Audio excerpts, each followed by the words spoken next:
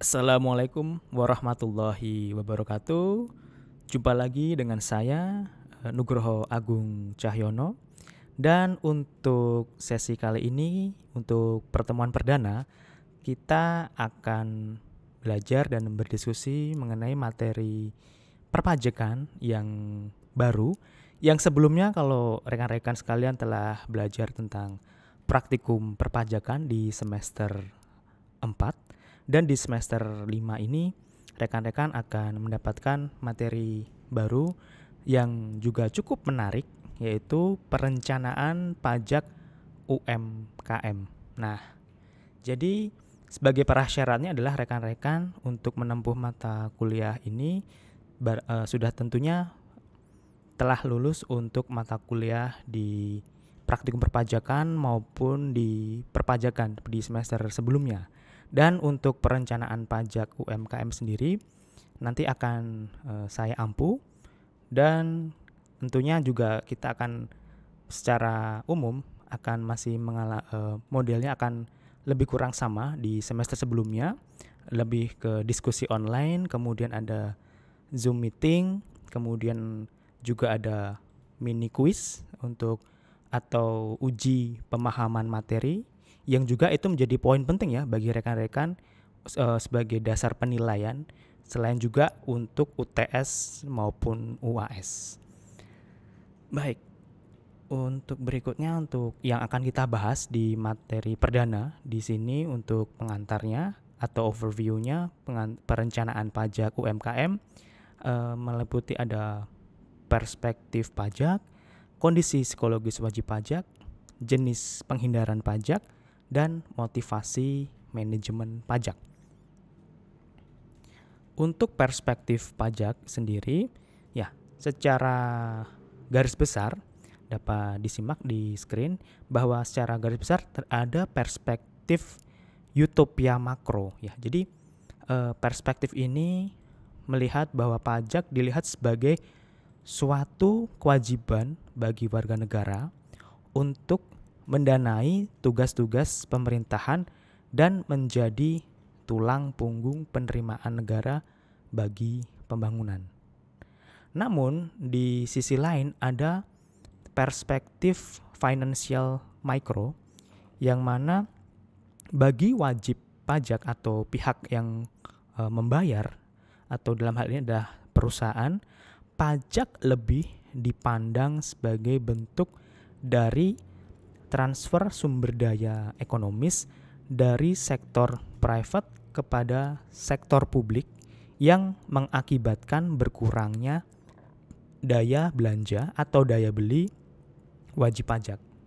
Nah, kemudian secara umum juga keadaan atau kondisi wajib pajak di Indonesia masih mengidentikan kewajiban pembayaran pajak sebagai suatu biaya atau beban, karena secara finansial pajak merupakan pemindahan sumber daya dari sektor bisnis kepada sektor publik yang berakibat berkurangnya daya beli. Hal ini disampaikan oleh seorang pengamat perpajakan, Santoso, dari tahun 2004. Nah, dari ilustrasi-ilustrasi yang ada di sini akan menimbulkan sebuah pertanyaan.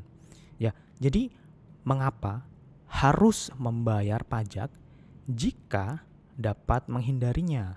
Atau mengapa harus membayar pajak lebih jika dapat membayar kurang? Nah, itu menjadi hal yang cukup menarik untuk kita bahas, karena secara nature manusia, tidak ada manusia, seorang manusia pun yang mungkin secara sukarela, voluntarily membayar pajaknya dengan ikhlas gitu ya.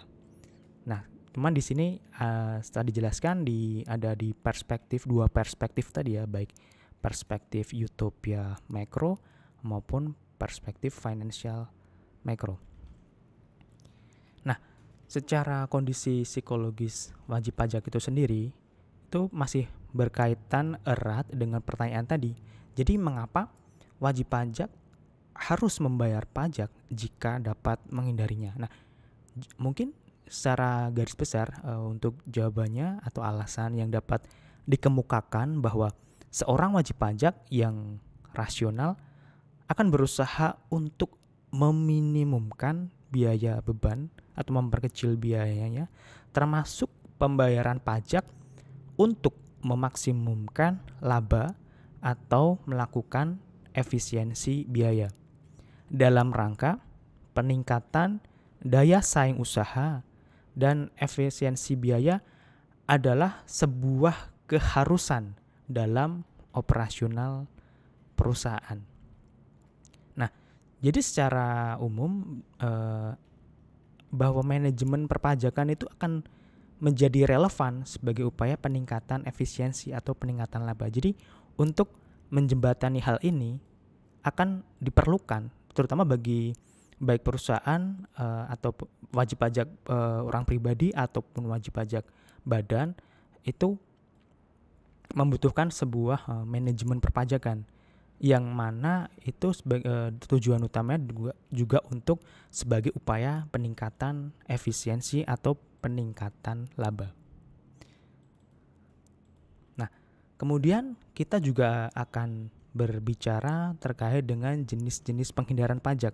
Apabila di sebelumnya sudah kita dipantik pertanyaan, kalau bisa kita apabila bisa seorang wajib pajak itu memperkecil atau tidak membayar pajak, kenapa harus membayar seperti itu? Nah, di sini hal itu juga perlu dibahas juga terkait jenis-jenis penghindaran pajak, karena memang itu kondisi demikian itu ada di lapangan ya.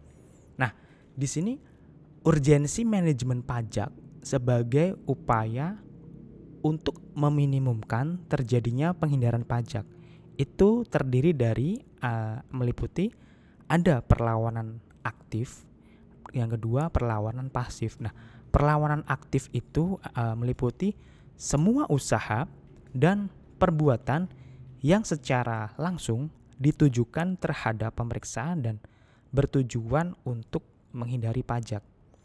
Ada upaya nyata dari wajib pajak untuk tidak membayar pajak. Sedangkan perlawanan pasif di sini merupakan perlawanan yang inisiatifnya bukan dari wajib pajak itu sendiri, tetapi karena keadaan yang ada di sekitar wajib pajak itu sendiri.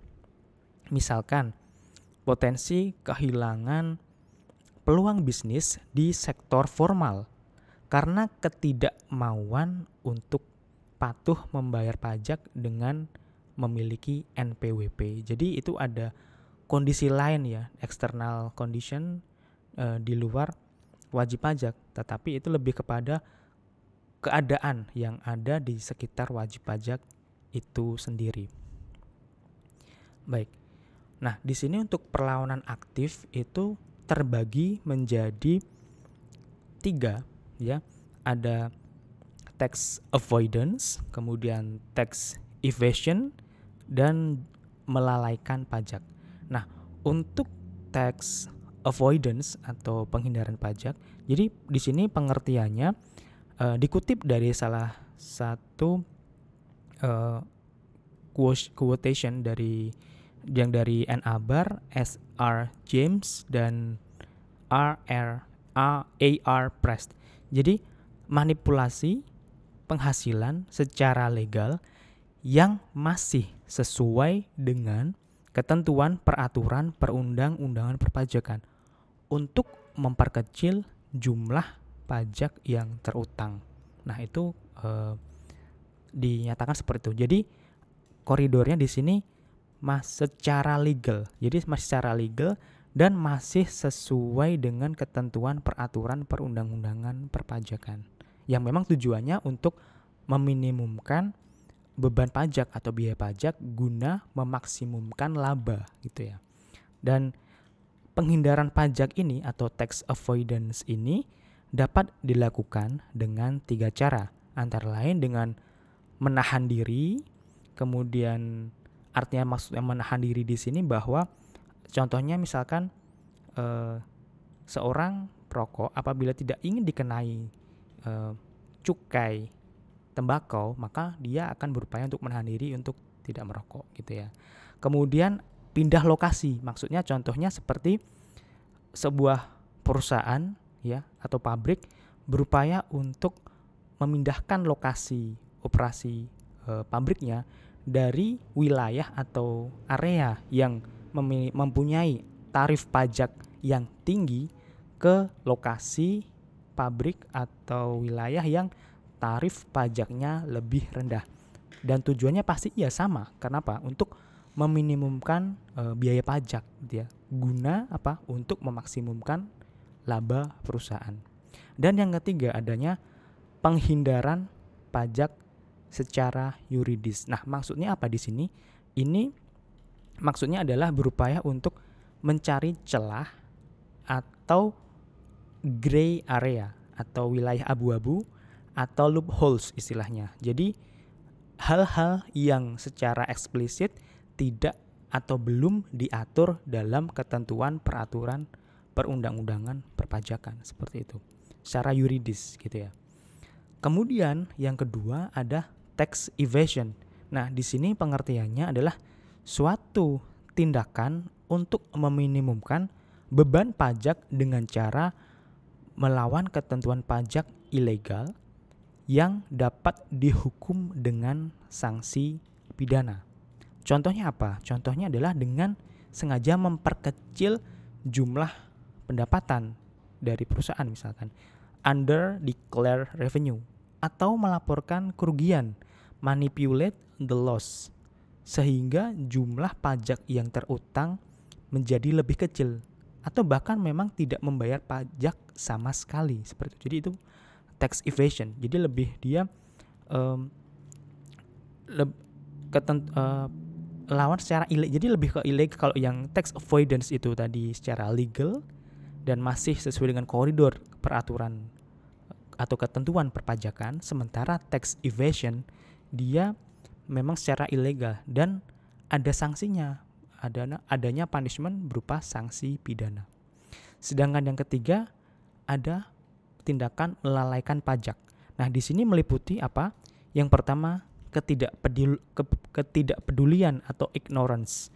Jadi, wajib pajak tidak sadar atau tidak tahu akan adanya ketentuan peraturan perundang-undangan tersebut. Yang kedua, kesalahan atau error.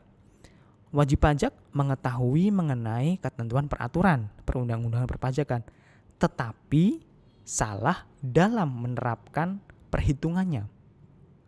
Dan yang ketiga adanya kealpaan atau negligence, yaitu apabila wajib pajak alpa atau tidak sengaja menyimpan buku atau catatan pembukuan secara lengkap.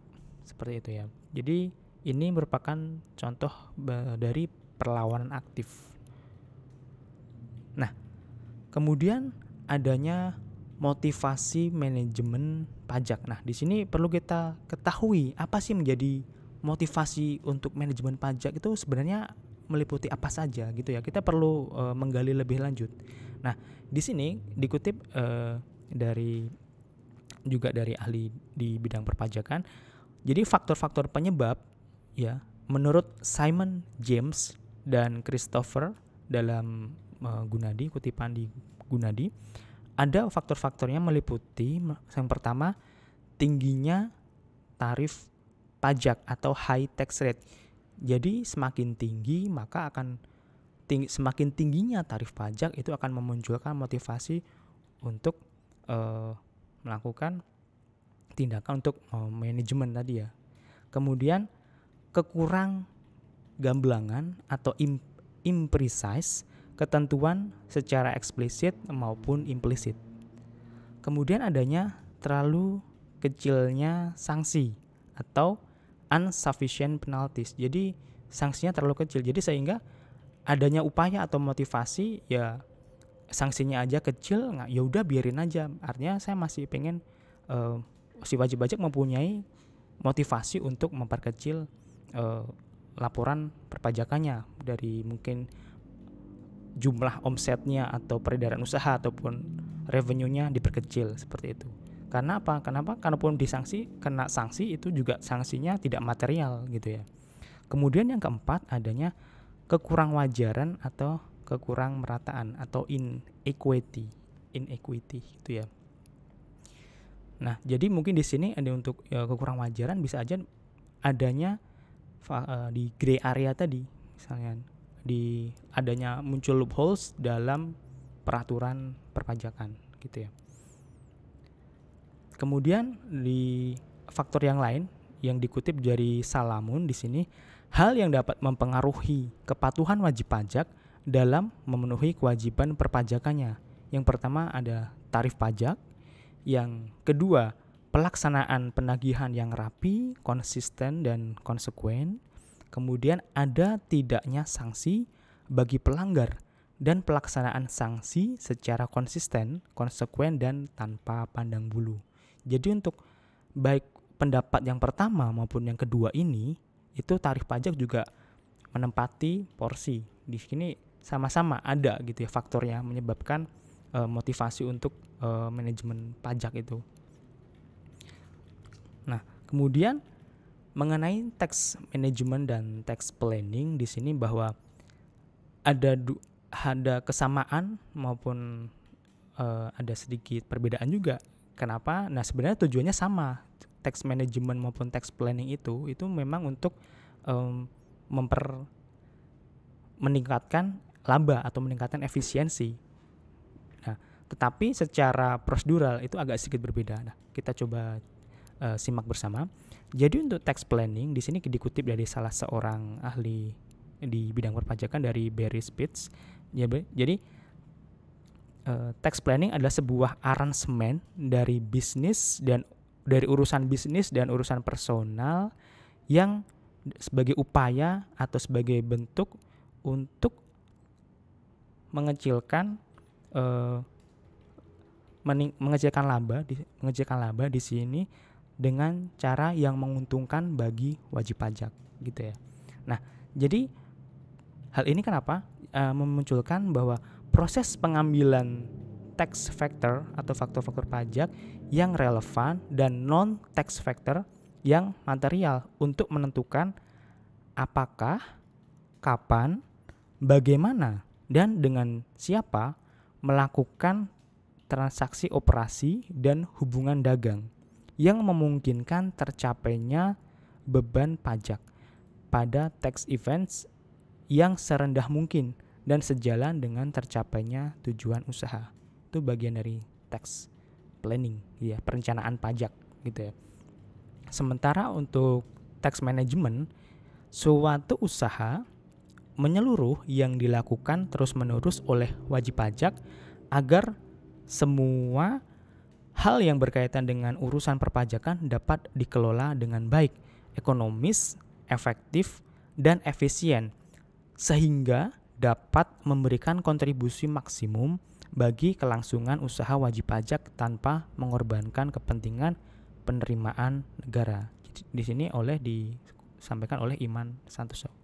Nah, tujuannya apa? Tujuannya adalah tetap melaksanakan kewajiban perpajakan dengan benar dan meminimalisasi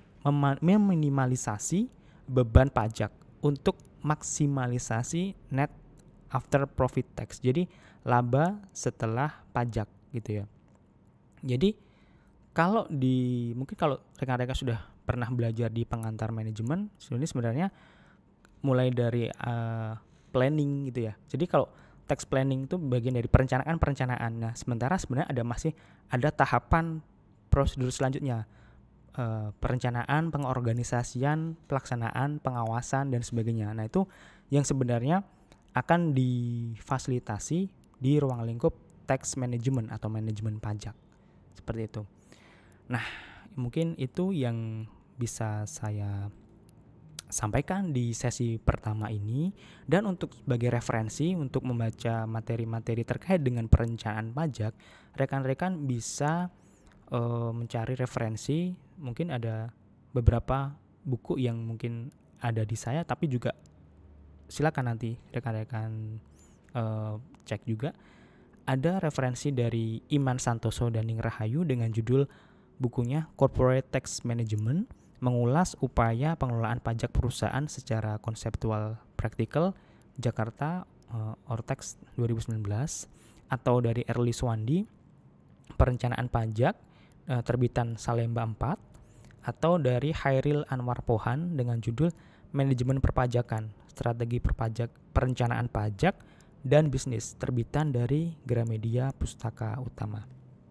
Itu yang bisa saya sampaikan untuk sesi podcast di perdana ini, dan pesan saya teman-teman tetap semangat dalam pembelajaran daring, maksimalkan dengan diskusi online, dan apabila ada hal yang ingin ditanyakan silakan disampaikan di kesempatannya mendatang, dan tetap lakukan hal-hal yang positif selama pembelajaran daring ini.